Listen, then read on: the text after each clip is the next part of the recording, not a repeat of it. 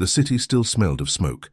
Blackwater Bay boiled with the wreckage of ships, burned bodies and twisted steel. The once proud fleet of the Lannisters had been reduced to embers and ash. The wildfire had taken many, too many, but it had not taken Stannis Baratheon. Against all odds, and with Melisandre's whispers of fire and shadow, he had stormed King's Landing and won. Now the Red Keep stood in silence. Its stone walls once echoed with arrogance and Lannister gold. But those banners were torn down, trampled under boot and fire. The Baratheon stag waved in their place, black on gold, standing proud where lions once ruled. Stannis sat upon the Iron Throne. His hand, bloodied from battle and burned in places, gripped its cold edges. He did not smile. He never smiled. But there was a quiet fire in his eyes, the eyes of a man who had waited too long, lost too much, and was now finally where he believed he was destined to be. Beside him, Ser Davos stood, still limping from an earlier wound. The Onion Knight had seen it all. Wildfire roaring across the bay, screams of men drowning, and the shadow of Melisandre's magic guiding their victory. He wasn't sure if it was a miracle or a curse. "My king," Davos said softly, looking up at the throne. "The city is ours, but it's bleeding. Looters run wild, the people hide in cellars, and the gold cloaks, half of them deserted before the gates even opened." Stannis nodded once. "Then they are traitors." "And what of Queen Cersei, Prince Joffrey?" Stannis looked toward the hall's massive doors, still stained with blood. "Alive. For now I want the realm to see them fall." Down in the dungeons, Cersei Lannister sat in chains, her blonde hair tangled and blood-stained. She had tried to take poison the night of the attack, but it had been knocked from her hand by her maid, who was now dead. She hadn't wept. Not, even when they dragged Joffrey screaming from the hidden tunnels under the Red Keep. The boy was still screaming now, somewhere deep below, cursing Stannis' name and threatening to have everyone flayed when he was free. But no one was coming to save him this time. Tywin Lannister had marched too slow. His arrival came 2 days too late, and when he saw the city burning and the Baratheon banners waving, he knew. He turned his horse and retreated west, gathering what forces remained, but the realm had already shifted. News spread fast. Stannis Baratheon sits the Iron Throne. In Highgarden, the Tyrells waited. Mace Tyrell debated whether to bend the knee or raise banners, but without a Lannister match for his daughter, and with Renly dead, their options were thin. In the north, Robb Stark received the Raven with mixed feelings. The man who had killed his uncle Renly now ruled Westeros, but he had broken the Lannisters. That at least was something. Melisandre stood at the highest tower of the Red Keep, her red robes flowing in the wind. She looked down at the chaos of the city and smiled. "The Lord of Light has brought his chosen to power," she whispered, "but shadows still walk the earth." Because power, she knew, was never enough. It must be protected, and the fire must be fed. Inside the throne room, Stannis looked across the cold metal blades around him. The Iron Throne had been forged with fire. He now ruled with it. But ruling and keeping the realm were two very different battles, and darker ones were coming. The dungeons beneath the Red Keep were colder than they had ever been. Cersei sat in the damp shadows, shackled, but not broken. Her eyes, once sharp with pride, now burned with hate. She hadn't seen Joffrey in days, only heard his echoing tantrums and threats coming from the opposite cell block. He screamed like a spoiled boy robbed of his toys, not a king who'd lost his crown. She was allowed no maids, no wine, no word from her father. But she knew Tywin. He would come. He had to. And when he did, Stannis Baratheon would beg for death. Across the castle, in a room filled with candle smoke and maps, Stannis held council with Ser Davos and Lady Melisandre. Lords who had bent the knee to him already gathered like scavengers around a fresh kill, eager but wary. "The people will not love me," Stannis said, eyeing the parchments. "They never have, they never need to." "They need to fear you, then," Melisandre whispered, her red eyes gleaming. "And for fear, you must burn the false idols, the sept of Baelor." "No." Davos snapped before he could help himself. He turned to Stannis. Your Grace, the people are beaten. They've seen wildfire, looting, starvation. If you start burning their gods, you'll turn them all against you." Melisandre didn't flinch. "They must choose the fire or be consumed by it." Stannis said nothing. He stared down at a list of prisoners brought before him. Joffrey Baratheon, Cersei Lannister, Pycelle, Sir Meryn Trant, the Spider, Varys, and Tyrion Lannister, whose name had been scratched off. "Where is the imp?" Stannis asked coldly. No one answered at first. He rose. "Tyrion Lannister fought on the walls, spilled the wildfire that nearly burned my men alive. Yet he is not in chains." Davos looked grim. "He disappeared the night of the assault. Some say he was gravely wounded. Others think he fled through the tunnels. If he's alive, he's gone." Melisandre didn't care. He was never important. His fire was weak. He has no part in the war to come. But Stannis disagreed. Tyrion was dangerous, smart, resourceful, and he hated his family. That kind of man could become a weapon or a curse. Meanwhile, in the Riverlands, Robb Stark held council of his own. The news of Stannis' victory brought a rare quiet to the war-torn lands. The Lannisters were scattered. Tywin had retreated to Casterly Rock. Cersei and Joffrey were prisoners, and Robb had a choice: make peace or press north and continue fighting. Make peace with a man who killed Renly with dark magic? Great Jon Umber growled. "He sits the throne soaked in blood and fire. He'll come for us next, Your Grace." But Rose Bolton, ever calm, raised a hand. "He might not, if we offer terms. The Lannisters are finished. The Starks might keep the North free and whole if we bend the knee." Robb stared at the fire. He missed Winterfell, missed his brothers, but he remembered too his father's head on a spike, Sansa's letters, the lies. Stannis or not, the throne had cost him too much. Back in King's Landing, preparations began for a public trial. The square outside the Great Sept was to be transformed into a stage for judgment. Stannis would show the people what justice meant under his rule. Cersei would stand trial. Joffrey would be stripped of all titles and names, and if Melisandre had her way, both would burn, a sacrifice to R'hllor that would ensure Stannis's Harassine. But something was stirring. Varys had disappeared too, and rumors spread of ravens flying west, of gold being gathered in the shadows, of the lion licking its wounds and waiting. In the dark tunnels beneath the city, a small group of cloaked figures moved silently. One of them limped, another had a twisted scar running down his face, and behind them, hidden under cloth, was a blade of Valyrian steel.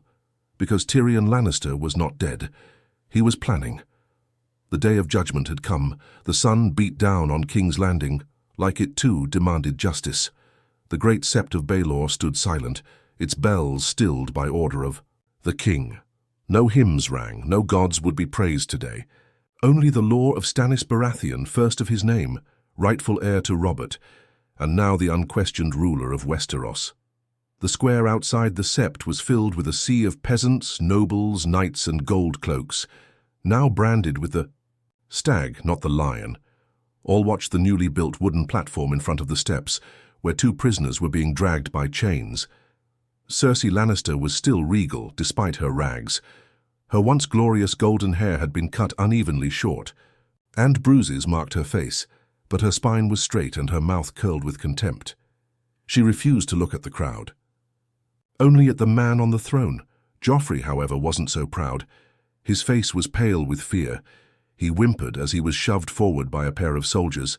His eyes searched the crowd for someone, anyone, who might save him. But there was no one. "Let them see," Stannis said from his raised platform above the crowd. Ser Davos stood at his side, grim and silent. Melisandre stood behind, glowing in her crimson robes. A royal scribe stepped forward. His voice echoed unnaturally, amplified by Melisandre's trickery. "Cersei of House Lannister, Joffrey's son, of Cersei, you stand accused of treason, incest, and usurping the Iron Throne with false claims and murder." Cersei didn't flinch. "Speak your defense," Stannis ordered, eyes like flint. Cersei raised her chin. "You sit on that throne not by right but by fire and shadows. You murdered my son. You desecrated this city, and you will burn in the hells you worship." Davos turned to Stannis. "Enough," The trial is a show. Either kill her or don't. Joffrey began to cry. I didn't do anything. I'm the king. I am the king. You were, Melisandre said, stepping forward. A false king, born of lies and filth. The flames demand purity. With a gesture, she lit the pyre built at the edge of the platform. The wood caught fast, soaked in oil and blood. But before the guards could drag Cersei and Joffrey forward, a sharp whistle rang out from the crowd. Then, an explosion. A part of the square erupted in smoke and fire, screaming, panic. Guards rushed forward. Chaos swallowed the ceremony. From a side alley, cloaked figures surged, crossbows and knives. One of them moved like a shadow, striking down a guard with precision and vanishing into the smoke. Stannis was shielded, pulled back by Davos and his men. Melisandre looked toward the fire, lips parting in a soft, intrigued smile. They come, she whispered. In the confusion, a group of rebels broke into the prisoner cart, dragging Joffrey away. Cersei tried to run but was tackled by gold cloaks. She clawed one of their faces before being slammed to the ground. When the smoke cleared, the fire still burned. But Joffrey was gone. Back in the tunnels of the Red Keep, Tyrion Lannister sat across from a lean figure dressed in black. Varys, you've done your part, Tyrion said, nursing his wine. Now it's time I do mine. He looked at the young boy curled in a blanket behind them. Joffrey sobbed quietly. Tyrion sipped his wine. Never thought I'd have to rescue the little bastard just to destroy him later. Funny, isn't it? Varys didn't smile. Stannis rules now, but rule is not the same as stability. This is a war not of swords, but of whispers. Tyrion nodded. Then let's give him something to listen to. Far away in the Riverlands, Robb Stark got word of the trial. His bannermen awaited his command, but Robb sat quietly, reading a new letter, sealed not with wax, but with shadow. Robb Stark. The letter read, Come to King's Landing, the war is not yet over. The lion still breathes, and the stag bleeds. The young wolf looked to the north, and he began to ride south. King's Landing simmered like a pot left too long on the fire. The city had quieted after the botched execution, but it wasn't peace. It was the kind of silence that came before a storm. The smell of smoke still clung to the air, and ash drifted from the sky like snow. Stannis sat in the solar of Maegor's, Holdfast, alone. He rarely used the chambers, preferring war tents and cold stone to any royal comfort. But tonight he sat staring at the iron throne through the open doors. It loomed there, jagged, cruel, and heavy with expectation. Melisandre entered without being summoned, her presence like heat in the cold room. The boy has escaped, she said. I know, Stannis muttered. The fire showed me, she continued, circling him. A lion in the dark, a spider spinning lies. The boy is a piece, but not the game. Stannis's face twitched. The boy is a symbol, a threat. They will rally around him. I should have burned him when I had the chance. You still can, she said, voice velvet and flame. Find him. End the line. Stannis didn't answer. Deep down, he feared what the fire priestess might want next. Her power had helped him take the city, but now he wasn't sure if he ruled or if she did. Below the castle, the small council gathered. It was smaller than it had ever been. Davos, Melisandre, a nervous scribe, a few lesser lords who had bent the knee after the victory. No Varys, no Littlefinger, no Grand Maester. And no stability. The Reach refuses to send grain, one lord said. They claim their stores were drained helping the Lannisters. But it's clear. They're waiting to see if your grace will last. The Tyrells are snakes, Davos growled. They smile and wait until it's safe to pick the winning side. And the Westerlands? Stannis asked. Quiet. Too quiet. But they all knew what it meant. Tywin Lannister was moving. Quiet meant planning. Quiet meant gold being melted into steel. Far from the capital, in the smoky halls of Harrenhal, Tywin Lannister gathered his bannermen. The banners of the Lion still flew, not over King's Landing, but over every gold mine, every hill, and every castle in the west. Tywin spoke few words. He didn't have to. His silence carried weight. His rage, controlled and simmering, was Are more terrifying than any shout. The city has fallen, Ser Keevan admitted. Stannis controls the crown. No, Tywin said. He squats on it. Then finally, we will take it back, but not with swords alone. In a hidden chamber beneath an old sept on the outskirts of the city, Tyrion Lannister worked by candlelight. His face was still bruised from the battle, half his nose gone, one eye always watering. He pored over maps, coin ledgers, and scrolls. Varys stood nearby, watching silently. We have gold, we have secrets, and now we have a dragon-sized hole in Stannis' rule, Tyrion muttered. And as for Joffrey, the boy slept in the back room guarded by a sellsword named Bronn. I'll keep him alive just long enough to make Stannis sweat. The people fear him, the lords hate him. And if they think Joffrey still has Lannister backing, Varys finished the thought. Stannis' reign will fracture. Tyrion smirked. Exactly, we won't need to kill him. We'll just let the game eat him alive. On the road south, Robb Stark marched with a smaller force, though not to attack but to parley. He had received another letter, not from Stannis, not from Tywin, but from Tyrion Lannister himself. Meet me in secret, the letter read, and I promise. You Winterfell, and vengeance. Robb rode with his most trusted men, Rose Bolton, Great Jon Umber, Lord Karstark, but he felt it, the unease. The war had taken too much, and trusting a Lannister, even a half one, could be suicide. But Robb Stark knew one thing: the North would never be safe while dragons fought over the South, and if there was a way to bleed them all, he'd take it. Back in King's Landing, Melisandre stood at her altar of flame, whispering prayers to her god. The fire cracked, the shadows danced, and then the flames changed. She gasped. She saw the shadow of a wolf, a lion, and a dragon with 3 heads. She saw the throne melting. She saw snow. She whispered one name: Jon. The room was dim, lit only by 2 lanterns and the dying embers in the hearth. The stone walls of the old inn near the Blackwater rush echoed with silence. Every footstep, every breath felt louder than it should. This wasn't a place for comfort. It was a place for deals. Robb Stark sat across from Tyrion Lannister. No. Guards inside the room. Just the 2 of them. A table, a map, and 2 untouched cups of wine.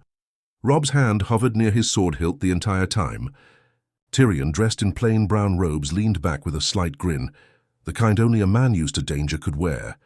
You know, Tyrion said, tapping the map with a short finger, you could have killed me the moment I sent that raven. I'm flattered you didn't. I came because I want Winterfell back, Robb replied, and you claim you can give it to me. I can. And why would a Lannister help a Stark take the North? Tyrion's grin faded. Because I'm not here as a Lannister. I'm here as what's left. My family is shattered. My sister's a prisoner, my brother's gone, and my father's preparing a war he's too old to win. Stannis thinks he's won the throne, but he has no allies. No money, no claim the people respect. He leaned forward, lowering his voice. But if I help you get the North back, and let the world see a Stark and a Lannister not killing each other, that changes the game. We cut off Stannis' legs from beneath him. Robb narrowed his eyes. And what do you want? A seat at the table, Tyrion said. When the dust clears, not power, just survival. Robb didn't speak for a long moment. Then, if you betray me, I'll hang you with your own tongue. I'd expect nothing less, Tyrion replied with a tired smile. Back in King's Landing, Cersei paced her cell like a caged lioness. She'd heard the rumors. Joffrey had escaped. Stannis' rule was weakening. And now word was spreading. Robb Stark and Tyrion were plotting something. That last part cut deepest. You're not just a traitor, she whispered to herself. You're a disgrace to our name. But she smiled, because Cersei knew something. Most didn't. Stannis was slipping. The food stores were running low. The streets were filled with hungry eyes and desperate hands. Gold had stopped flowing. The Reach had turned its back. The West was sharpening its claws, and Melisandre was becoming bolder. That night in the throne room, Stannis stood before a crowd of lords and knights as Melisandre lit a pyre in front of the Iron Throne itself. A captured noble, a former master of coin loyal to the Lannisters, was dragged forward. This man served false kings. He bowed to gold, not fire. Let him be an offering, Melisandre declared. Stannis said nothing. The flames rose, and the man screamed. The room stank of burning flesh. Whispers began that night, Stannis the cruel, Stannis the burner. Even some of his own bannermen began to grumble. Sir Davos Seaworth stood on the balcony looking down, jaw clenched. He had once believed Stannis could be the king Westeros needed. But now he wasn't sure who ruled, the man or the woman in red. Far across the narrow sea, in the city of Korth, another story was unfolding. Daenerys Targaryen stood atop the balcony of her borrowed palace, watching her dragons circle above. They had grown, not enough to burn armies, not yet, but soon Jorah Mormont approached behind her. The ships are ready. We could sail to Westeros within the week. Daenerys didn't turn. And sail into what? I've heard the rumors. Baratheon rules the capital. The Lannisters lick their wounds, and the north rises. Jorah nodded. A kingdom in chaos is a kingdom you could take, she looked at him, or one that could tear me apart. Still her eyes lit with fire. Let them burn themselves to ash. Then I'll walk through the ruins, and far away in the flames. Of Melisandre's altar, a shadow of a dragon passed through the fire. Meanwhile, Tyrion returned to his hidden base beneath the city. Varys greeted him with a knowing look. How did the wolf receive you? Tyrion poured wine. Like a Stark. Suspicious, blunt, but not stupid. He'll work with me. And what now? Tyrion looked up at the ceiling. Now we make Stannis bleed. King's Landing was tense, tighter than a bowstring. Word had spread like sickness in the slums. The North was coming, but not as enemies, as something worse, uncertain allies. Robb Stark and a small host of northern men had arrived under the banner of parley. The sight of direwolves walking alongside Baratheon soldiers was enough to set every noble whispering. Stannis stood atop the Red Keep, watching their arrival with narrowed eyes. He hadn't slept in days. The city was slipping through his fingers. Grain prices had tripled. The gold cloaks grumbled about unpaid wages, and the crowds no longer bowed when his horse passed. They just stared. And now, Robb Stark walks freely. Through my gate, Stannis thought. Your Grace, Sir Davos said beside him. If we push the boy now, we might win him over. He hates the Lannisters more than he distrusts you. Stannis didn't respond. He wasn't worried about the wolf. He was worried about the spider and the imp. In the ruins of an old sept-turned hideout, Tyrion Lannister put the finishing touches on his plan. A map of the Red Keep lay before him. Dozens of routes, passages, and hidden tunnels were marked. His contacts had returned. He knew who Stannis trusted, who could be bought, who could be turned. Bronn entered with a bloody knife and a grin. Gold Cloak's commander took the bait. He's ready. All we need now is the signal. Tyrion nodded. Then let the lion roar. That night a feast was held in the great hall of the Red Keep. It was meant to be a show of unity, a signal to the realm that peace could be forged, that the North and Crown could move forward together. But everyone there knew it was a mask over a wound. Stannis sat on the Iron Throne. Robb stood beside him, Davos grim as ever, Melisandre glowing with fire. The food was untouched, the wine barely sipped. Then a noise, shouting, clashing steel, and then flames. The doors burst open, smoke rolled in, screams followed. Tyrion. Lannister entered, flanked by cloaked men. Some were former gold cloaks, some were sellswords, and others wore Lannister crimson once more. Good evening, Tyrion said as if strolling into a brothel. Chaos erupted. Stannis stood, sword drawn. Robb grabbed his blade as soldiers flooded the hall. It wasn't an attack, it was an execution. Tyrion's men weren't there to fight. They were there to pull Stannis' power out by the roots. One of the Baratheon knights tried to flee. A crossbow bolt took him in the neck. Melisandre raised her hands to summon fire, but found herself staring down 3 archers, trembling but ready. Burn one of us, one said, and the others let fly. Davos tried to reach the king, but Bronn tackled him. Not tonight, Seaworth. Tyrion stepped forward. Stannis Baratheon, you sit a throne of ash. The North does not trust you. The West will never serve you. The people fear you. And you, more than anyone, know fear leads to rebellion. Stannis said nothing, but his hand gripped his sword tighter. Then came Robb's voice, clear and cold. "I didn't come to make peace," he said. "I came to finish what my father started." Stannis turned to him stunned. "Your gods are not mine," Robb said. "You burn the innocent, you slaughtered my uncle with shadows. You're not the rightful king, you're just a man playing with fire." Melisandre stepped forward, ready to speak, but her robe caught fire. Gasps echoed. The fire spread unnaturally fast. Her scream was high and long before she was pulled away, flames devouring her in seconds. Tyrion flinched.